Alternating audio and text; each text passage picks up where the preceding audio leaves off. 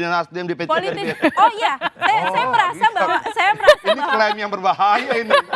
saya mewakili generasi muda di sini. Yang saya merasa bahwa selama ini kita selalu disibukkan dengan 2 pasangan calon atau 3 pasangan calon. Padahal sepertinya Bang Adian lebih paham karena Bang Adian adalah aktivis 98 yang memperjuangkan reformasi. Salah satunya adalah esensi dari demokrasi adalah membiarkan masyarakat untuk memilih jalannya sendiri. Dan itu adalah kita tahu bahwa sekarang yang punya kesempatan untuk menjadi capres-cawapres itu adalah yang sesuai dengan konstitusi dan memenuhi persyaratannya siapapun dan berapapun putarannya. Jadi kalau menurut saya ini kita harus kembali lagi pada semangat dan esensi demokrasi yang kita bangun dari dulu.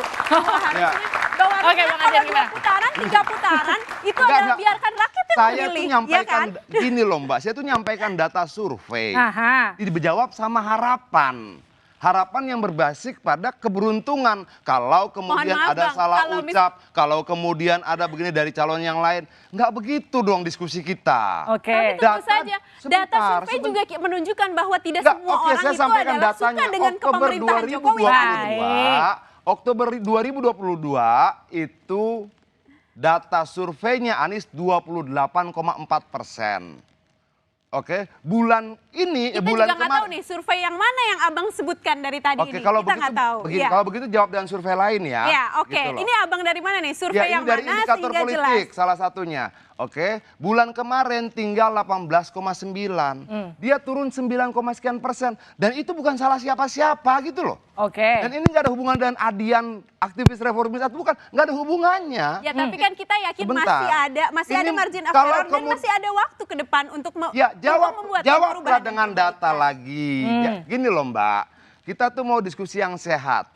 Sebentar, saya sampaikan kenapa saya ngomong begini, ini loh basic datanya. Kalian bantah dengan basic data yang lain. Datanya adalah saat ini tidak semua juga menyukai pemerintahan Presiden Jokowi. Approval rate Presiden Jokowi juga turun. Itulah sebabnya makanya kita melihat ada harapan untuk perubahan dan perbaikan. Dan saat ini capres yang perubahan dan perbaikan adalah Pak Anies. Saat ini yang lainnya adalah all president's man. Ganjar dan Pak Prabowo adalah keberlanjutan. Data kepuasan rakyat pada Jokowi 82%. Masih ada 14% Bang, dan kita masih yakin untuk melakukan perubahan dan perbaikan. Itu data kepuasan tertinggi yang pernah diraih oleh Presiden sejak kita mengenal pemilihan langsung. Nggak gini maksud saya, jangan debat kusir deh. Saya bilang data survei. Oke, kamu tanya lembaga apa, indikator. Mau bantah, kasih lembaga lain. Kamu bawa kemudian pada persoalan ketidakpuasan rakyat 82%. Lalu kamu bilang masih ada sekian belas persen. Nggak begitu cara kita ngomong. 82% itu adalah tingkat kepuasan tertinggi Presiden sejak kita mengenal pemilihan langsung. Tapi politik itu bukan hanya berdasarkan data Bang, tapi semangat yang kita akan bawa ke depan. Enggak. Gitu. Semangat isu kerja itu tertuang dan termanifestasi dalam elektabilitas. Jadi jangan kita debat kusir, kita punya semangat, iya. Kalian punya semangat, betul. Kalian punya materi kampanye, betul. Gimana Bang Jakvar? Gitu loh. Kita membahas tingkat kepuasan terhadap Jokowi atau terhadap bagaimana capres-capres ini bisa maju. Iya dong. Jokowi kan udah gak maju 2024 kan. Kita mau bahas tingkat kepuasan terhadap Jokowi, yang di dalamnya juga ada Nasdem gitu. Makanya ini kita mau bahas tentang capres-capresnya atau tentang kepuasan terhadap Jokowi. Kalau capres-capresnya gini, saya mau nanggapin. Dia yang bawa. Ini adalah bagian bahwa saya mau melihat masih ada kesempatan untuk perubahan dan perbaikan. Gini, saya mau melihat umpamanya tadi Bung Adian di awal videonya mengatakan bahwa capres ini akan hanya 2 pasang. Lalu ada itu juga Mas Romi juga itu dari P3 mengatakan 2 biar mudah dan murah. Bagi saya, mungkin juga bagi Bung Adian, demokrasi ini kan bukan hanya soal mudah dan murah. Soal berapa banyak gagasan yang bisa ditawarkan.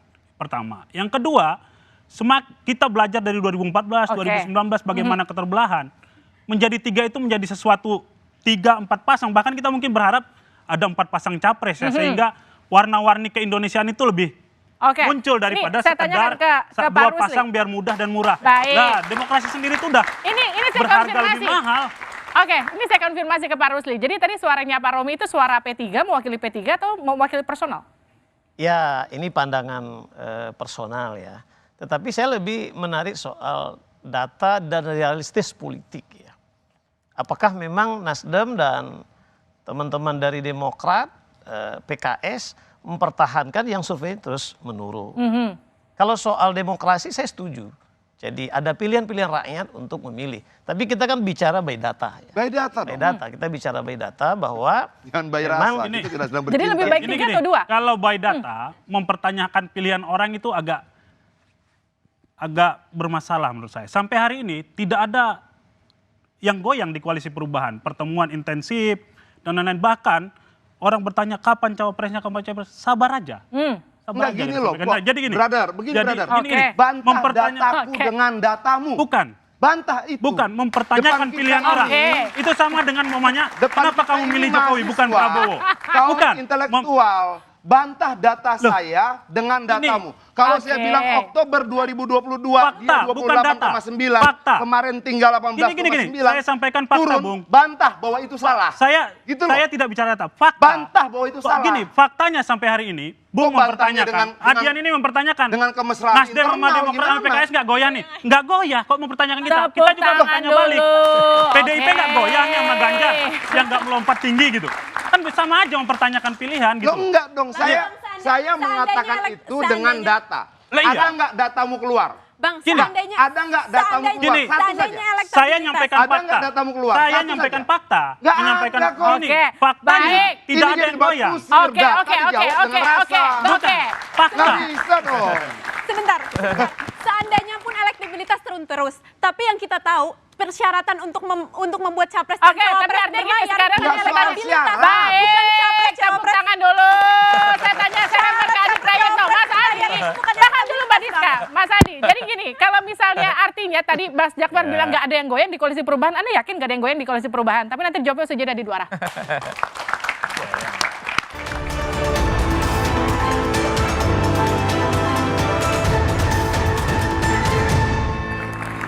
Anda kembali bersama kami di Dua Arah, Saudara. Benarkah Pilpres 2024 hanya akan diisi 2 capres? Saya tanyakan tadi ke Adi Prayitno. Jadi Mas Adi, kalau tadi Jakfar bilang nggak ada yang goyang di koalisi perubahan, Anda yakin nggak dengan pernyataan itu? Ya kalau bicara goyang pasti goyang ya. Ya buktinya sampai saat ini bagaimana Demokrat soal posisi capres kan tidak menentu.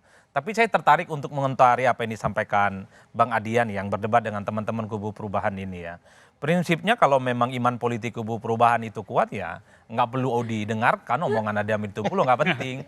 Tapi kan rasionalisasinya apa mungkin Demokrat PKS ini akan mengusung yang memang calon presidennya itu akan tenggelam, akan kalah. Kan itu pertanyaan-pertanyaan yang mestinya tidak terlampau gusar. Kalau boleh saya bantu nih kubu perubahan.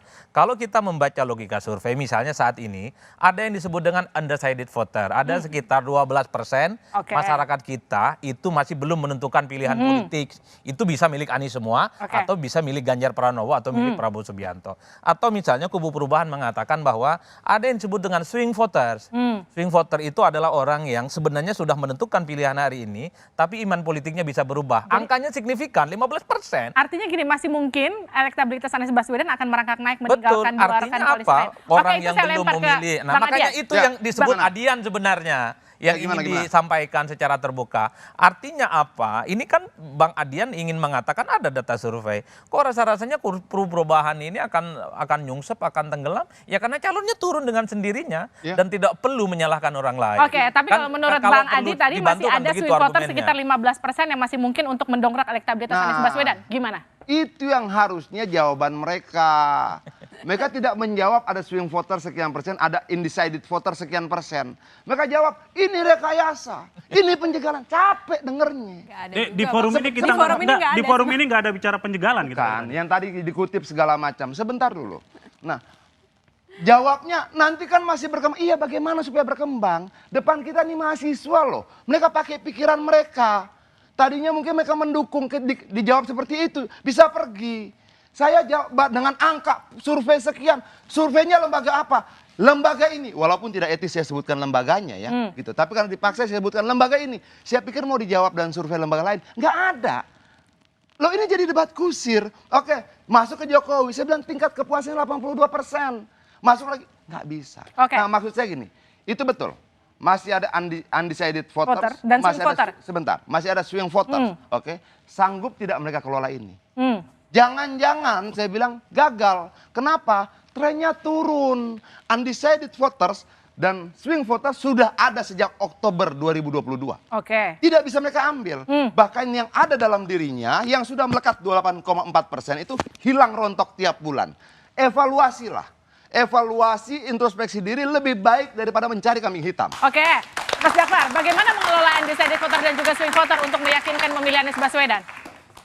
Kalau saya, Mbak Livi, terkait dengan gini, melihatnya pemilu itu bukan besok pagi, Oke, ya.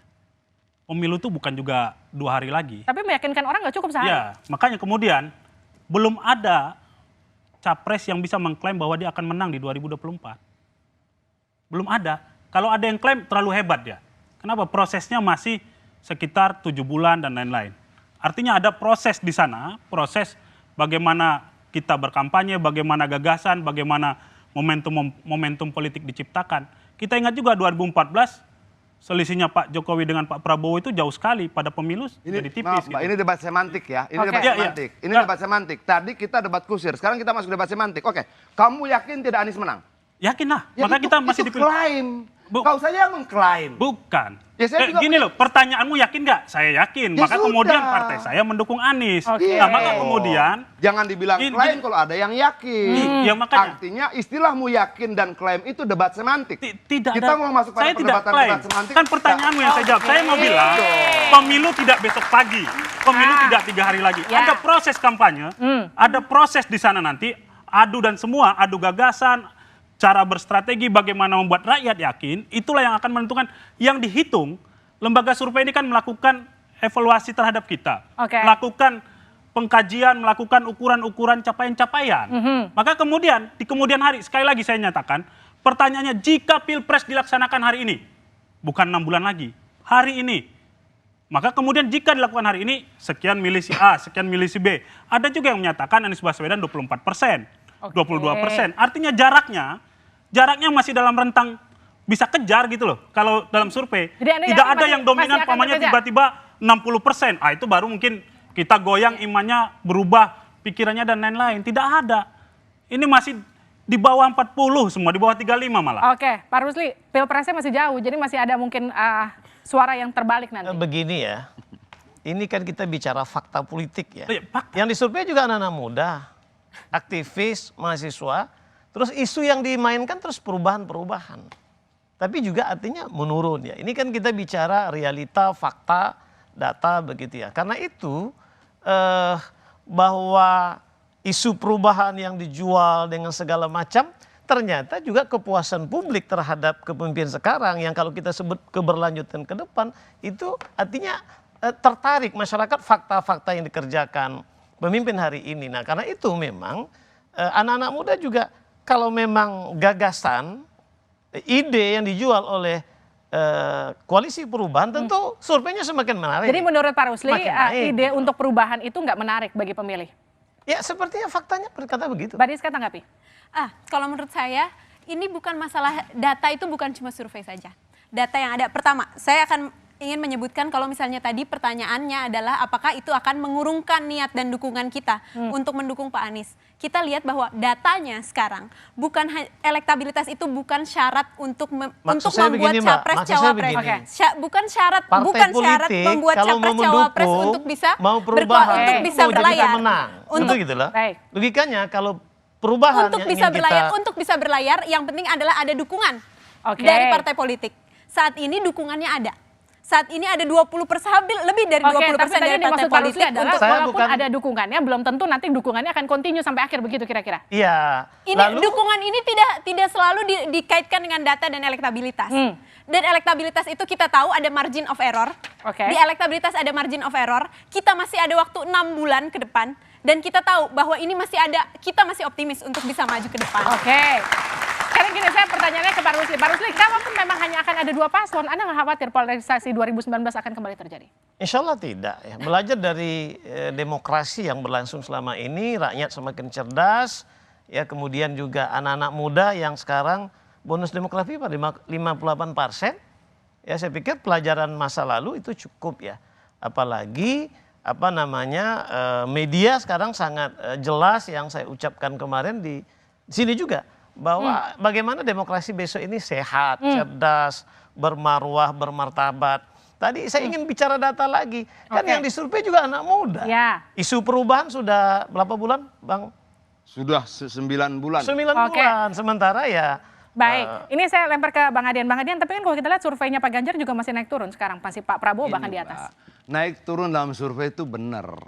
Wajar, nggak problem. Oke, yang saya sampaikan dalam survei itu kita lihat popularitas, elektabilitas, dan satu lagi tren.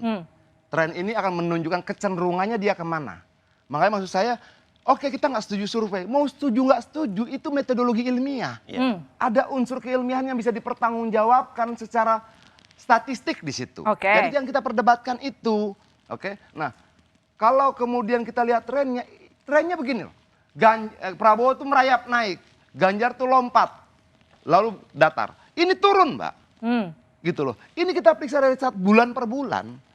Kita memeriksa 11 hasil survei. 11 itu trennya turun. Kok kita dimarahin gitu loh. Atau mungkin ada data mereka survei sendiri. Coba. Lalu saya bilang berdasarkan tren itu, kemungkinan cuma 2 capres. Loh ini persoalannya tidak tren, bukan persoalan elektabilitas. Ini persoalan 20%.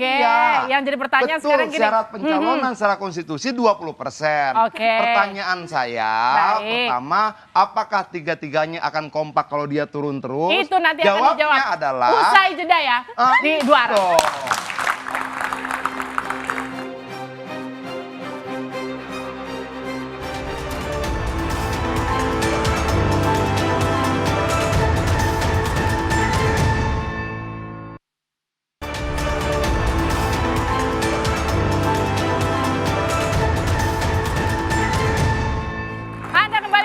Di Dua Arah, betulkah Pilpres 2024 hanya akan 2 capres? Tadi pertanyaan dari Bang Adian untuk Bang Jakfar. Jadi kalau memang nanti trennya akan terus turun, apakah memang Nasdem akan tetap setia di Koalisi Perubahan? Kalau pertanyaannya apakah akan terus turun, saya malah mau balik. Anies itu juga pernah paling tinggi surveinya ketika Nasdem selesai mendeklarasikan. Kebalik kalau logikanya.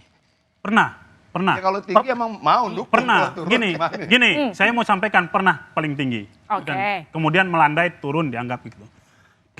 Sampai hari ini, apa yang terjadi dalam proses ini, Nasdem, Demokrat, dan PKS semakin kompak dalam proses bagaimana membangun. Sekali lagi, pemilu bukan terjadi besok ya. Kita sedang membangun bagaimana capres kita bisa menang di pemilu 2024. Tentu semua, seperti kata Bang Rusli tadi, semua ingin menang. Kita juga sama, ingin menang. Sekali lagi, survei ini adalah evaluasi musiman atau gradual gitu ya, yang terjadi per bulan, per 3 bulan, per 4 bulan, dan lain-lain.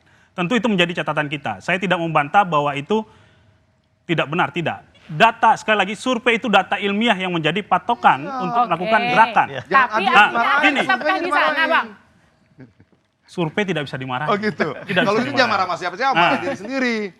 Yang menjadi masalah kemudian, kalau setiap yang di luar koalisi ini mengatakan bahwa, oh 2 pasang saja, karena ini nggak naik, oh 2 pasang saja. Itu benar-benar pembangunan persepsi dan opini tentu saja. Kalau hanya sebatas itu, kalau kemudian mari kita bertanding, mari kita lihat nanti bagaimana prosesnya, kan Pilpres itu dimenangkan oleh keputusan KPU. Ya kan?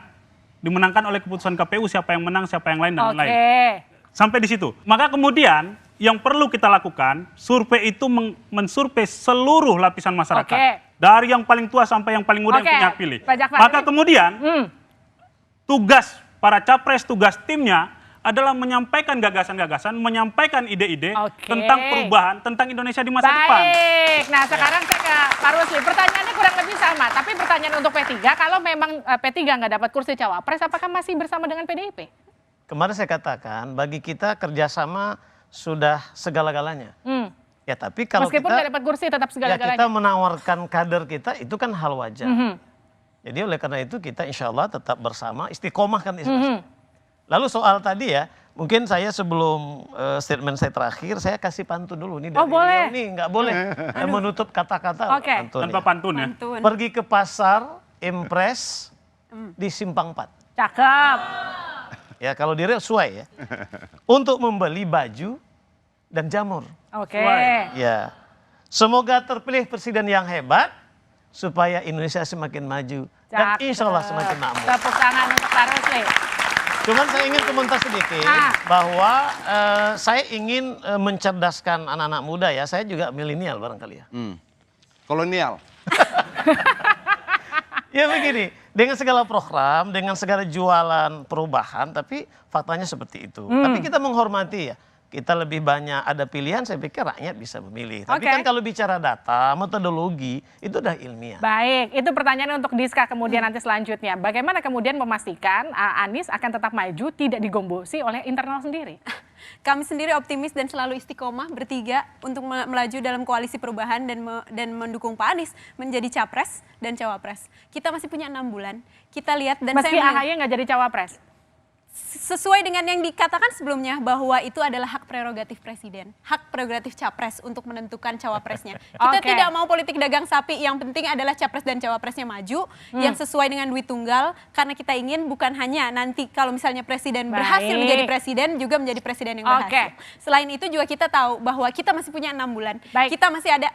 Seperti yang Mbak Adian bilang, survei naik turun boleh, boleh. Tapi yang penting adalah semangat kita. Kita tahu sekarang pengangguran lebih banyak, ekonomi, harga barang pokok mahal. Gimana kita nggak minta perubahan? Kita harus melakukan perubahan dan perbaikan di sini. Bang Adian, kalau misalnya memang Anda yakin Anies akan tergerus habis, Anda juga yakin Prabowo, Ganjar akan melampaui Prabowo nanti? Kita bicara kalkulasi ya. Oke, kalkulasi dari rentang waktu dan sebagainya. Boleh diuraikan sedikit? Oke, ini. Ganjar baru 2 bulan, Prabowo sudah 11 bulan. Kalau saya salah dikoreksi, oke? Ganjar masih gubernur Jawa Tengah, dia baru berputar-putar di 10 provinsi. Itu angka-angka, itu data-data. Prabowo menteri, dia berputar-putar seluruh Indonesia. Sebentar. Anies sudah sampai Hong Kong dan Australia. Ganjar masih berputar-putar 10 provinsi. Sudah nomor urut 2 dengan selisih 3%. Maksimal di dalam... tendensius Hong Kong dan Australia itu loh, nggak sampai ke sana. Tenang Bang. Nanti kita kasih fotonya di luar. Saya punya fotonya. Gitu loh.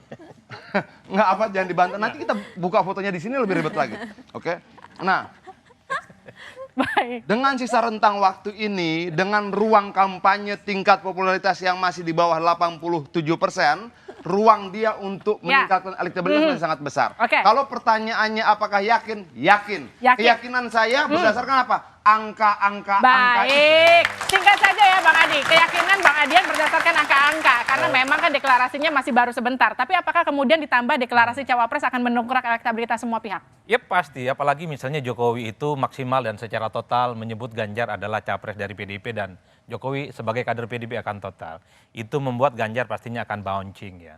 Cuman satu hal yang pasti, apa yang disampaikan Bang Atian sama Bang Rusli, ini menganggap teman-teman kubu perubahan ini nggak terlampau penting sebenarnya. Kenapa gitu? Satu, mereka ini akan kempes dan akan kalah, sekalipun iman mereka solid dan maju pilpres.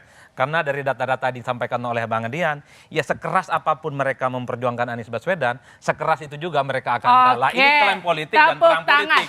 Tinggal ditunjukkan nanti bahwa ini akan terbalik. Kira-kira begitu. Saudara, pemilihan presiden 2024 tinggal 8 bulan ke depan. Pesta demokrasi ini seharusnya tak hanya jadi ajang unjuk kekuatan, namun juga adu ide dan gagasan. Tak hanya sibuk membicarakan peta kekuatan, namun juga nasib bangsa di masa depan. Pemilu harus jadi pesta demokrasi di mana semua orang bisa bersukaria dan menikmati perhelatan ini berapapun pasangan calon yang akan berkontestasi. Mau 2 atau 3, selama tidak ada upaya menghalang-halangi setiap anak bangsa untuk bisa berpartisipasi dalam proses suksesi di negeri ini. Sukseskan pemilu 2024 dan tetap di Kompas TV independen terpercaya. Untuk mengetahui informasi seputar pemilu 2024, saya Liviana Charissa. Kita ketemu minggu depan. Sampai jumpa.